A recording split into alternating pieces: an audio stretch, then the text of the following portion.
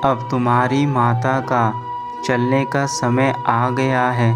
मुझे जाना होगा, परंतु इस बार मुझे आशा है कि मेरे द्वारा दिए गए ज्ञान को तुम अपने जीवन में आज ही अभी से उतार लोगे। तुम्हारी माता तो तुमसे बहुत प्रेम करती है, बस तुम्हें अपनी मन की आँखों से मुझे देखना होगा। मैं तुम्हें नज़र अवश्य आऊँगी। तुम जब भी मुझे सच्चे मन से देखोगे तो तुम्हें स्वयं समझ आ जाएगा कि तुम्हारी माता ने तुम्हारे लिए वह सारे कार्य किए हैं जो तुम्हारे भविष्य के लिए करने चाहिए थे।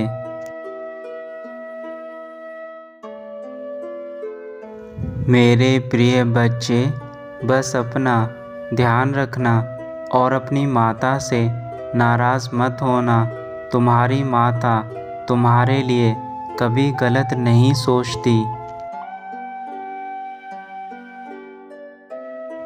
मेरा आशीर्वाद सदैव तुम्हारे साथ है। तुम्हारा कल्याण हो मेरे बच्चे।